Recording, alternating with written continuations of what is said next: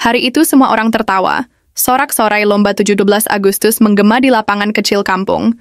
Tapi di pojok sana, ada satu anak yang tidak ikut tertawa. Namanya Adit, 8 tahun. Seorang anak yatim yang tak punya seragam, tak punya sepatu, apalagi teman. Setiap pagi, Adit bukan berangkat sekolah, tapi menyusuri jalanan, memungut botol bekas dan kardus, demi bisa bantu ibunya yang sakit-sakitan. Dia datang ke lomba bukan untuk menang, tapi cuma ingin merasa diperhitungkan, walau hanya sekali, namun bukan sambutan hangat yang ia terima. Melainkan ejekan, tawa sinis, dan hinaan karena baju kotornya. Semua menertawakannya sampai akhirnya, di momen tak terduga, Adit melakukan sesuatu yang membuat seluruh kampung terdiam.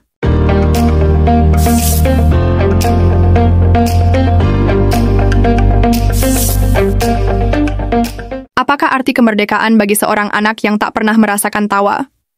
Bagi sebagian anak, 17 Agustus adalah hari penuh keceriaan.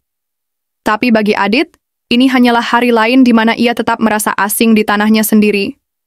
Hari itu langit cerah bendera. Merah putih berkibar di setiap sudut kampung, tenda warna-warni berdiri megah di lapangan kecil, anak-anak berlarian, tertawa, mengikuti lomba makan kerupuk, balap karung, dan panjat pinang warga berkumpul, bersorak, menikmati semarak. Hari kemerdekaan, tapi di pojok lapangan tepat di bawah pohon yang rindang. Seorang anak berdiri sendiri, diam tak bersuara tubuhnya. Kurus kakinya, telanjang tangannya menggenggam karung, lusuh matanya memandangi anak-anak lain yang tertawa, tapi ia sendiri tidak ikut tertawa. Itulah Adit, usianya baru 8 tahun, tapi hidup telah membuatnya jauh lebih dewasa dari anak-anak seusianya. Tidak ada tawa di wajahnya, tidak ada seragam merah putih, yang ada hanya rasa ingin dianggap ada meski hanya untuk satu hari. Apa arti pagi bagi seorang anak kecil yang tak punya apa-apa? Saat anak-anak lain terbangun karena suara alarm sekolah, Adit terbangun karena suara perut yang kosong. Saat anak-anak lain sarapan roti dan susu, Adit hanya meneguk air putih dari kendi. Kadang ada nasi sisa malam sebelumnya, kadang hanya diam. Lalu pergi membawa karung kosong dan harapan yang sama kosongnya. Setiap hari ia menyusuri jalan kampung, menunduk, mencari apa saja yang bisa ia tukar dengan recehan. Botol plastik, kardus, kaleng. Kadang Adit harus berebut dengan pemulung lain yang lebih tua. Kadang ia diusir, kadang hanya dipandang jijik. Tapi Adit tidak pernah membalas, karena ia tahu, ia tidak punya waktu untuk marah. Setiap menit di jalan adalah peluang untuk makan hari ini. Di rumah, seorang ibu terbaring lemah di tikar kurus. Tubuhnya tak kuat lagi berdiri, ia sering batuk hingga berdarah, tapi tetap mencoba tersenyum setiap kali Adit pulang membawa hasil pungutannya. Adit tak pernah mengeluh, tak pernah menangis di depan ibunya. Ia hanya bilang, hari ini cukup, besok kita cari lagi. Rumah mereka bukan rumah, hanya dinding triplek, atap seng bekas yang bocor saat hujan, lantai tanah yang dingin menusuk. Tapi disitulah Adit pulang, dan dari situlah ia belajar arti tanggung jawab. Bukan dari guru, bukan dari buku, tapi dari rasa lapar, dari tatapan ibunya, dan dari kenyataan bahwa ia tak punya siapa-siapa lagi. Adit sering berhenti di depan sekolah dasar, melihat anak-anak berseragam rapi, tertawa, bermain, belajar. Ia tidak iri, hanya bertanya dalam hati, kapan ya aku bisa duduk di sana? Tapi ia tahu, bermimpi pun kadang terlalu mewah. Jadi ia simpan saja, dalam-dalam, agar tidak mengganggu tugas utamanya hari ini, menghidupi ibunya, meskipun hanya dengan botol bekas. Dan saat lomba kemerdekaan datang, Adit tidak datang untuk ikut bersaing. Ia hanya ingin tahu seperti apa rasanya di tengah keramaian, seperti apa rasanya ikut tertawa bersama. Meski tahu, mungkin tak akan ada yang menyambut kehadirannya. Ia hanya ingin dianggap ada, walau hanya satu hari, walau hanya satu lomba, walau hanya satu momen. Suasana lapangan makin meriah. Teriakan anak-anak memecah udara, lomba makan kerupuk akan segera dimulai. Panitia berdiri di tengah lapangan, memanggil peserta dengan semangat. Adit berdiri di pinggir, memperhatikan dari jauh, wajahnya ragu. Tapi ada sesuatu dalam dirinya yang mendorong. Sesuatu yang belum pernah muncul sebelumnya. Keberanian kecil untuk maju. Pelan-pelan, Adit mendekat ke kerumunan. Langkahnya tak percaya diri. Kepalanya menunduk. Karung yang biasa ia bawa untuk memulung, kini digenggam erat seperti pegangan terakhirnya. Anak-anak lain mulai menoleh. Sebagian mengernyitkan dahi. Sebagian tertawa pelan. Adit tidak mengerti, atau pura-pura tidak mengerti. Seorang panitia laki-laki melihat Adit. Ia tampak bingung. Lalu bertanya datar, "Kau mau ikut lomba?"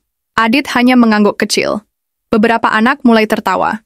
Itu anak pemulung. Bajunya kotor, sepatunya saja tidak ada. Dia mau ikut lomba juga. Tawa berubah jadi ejekan. Komentar sinis bertebaran. Wajah Adit menunduk makin dalam. Tapi, kakinya tetap berdiri di tempat, ia tidak mundur, karena ia tahu, ini mungkin satu-satunya kesempatan dalam hidupnya. Kesempatan untuk tidak hanya jadi penonton, kesempatan untuk merasa bahwa dirinya juga ada. Panitia akhirnya mengangguk. Adit dipersilakan berdiri di barisan paling pinggir. Satu tiang berdiri di hadapannya. Kerupuk sudah tergantung. Dan Adit bersiap meski dunia seperti menertawakannya. Ia tahu ia tidak disambut. Tapi setidaknya, hari itu, ia berdiri di tempat yang sama seperti anak-anak lain. Bukan di balik pohon, bukan di luar pagar, tapi di tengah lapangan. Meskipun yang menanti bukan sorak-sorai, melainkan cemooh dan tatapan hina. Peluit berbunyi. Anak-anak mulai berebut kerupuk tawa. Dan sorak memenuhi lapangan. Adit berdiri di pinggir. Matanya menatap kerupuk yang tergantung tinggi. Beberapa anak sudah mulai menggigit kerupuk mereka. Tapi Adit belum bisa. Tinggi kerupuk melebihi jangkauan tangannya yang kecil. Ia melompat. Sekali, 2 kali, 3 kali. Tapi masih gagal. Anak-anak yang dulu mengejek mulai tertawa lagi. Tawa yang menusuk hati. Adit merasa lelah. Napasku berat. Tanganku gemetar. Tapi, aku harus terus mencoba. Ia ingat ibunya yang sakit. Ingat malam-malam kelaparan. Ingat harapan yang tergantung padanya. Ia mengumpulkan sisa tenaga yang ada. Melompat lebih tinggi. Lebih kuat. Dan akhirnya, krak, dart. Kerupuk tergigit. Waktu seolah berhenti. Anak-anak terdiam. Tidak percaya. Yang tadi mereka ejek, kini berhasil. Matanya berkaca-kaca. Bukan karena kemenangan, tapi karena ada sesuatu yang selama ini terpendam di dalam hati. Perasaan dihargai. Perasaan. Menjadi bagian, sorak-sorai mulai muncul.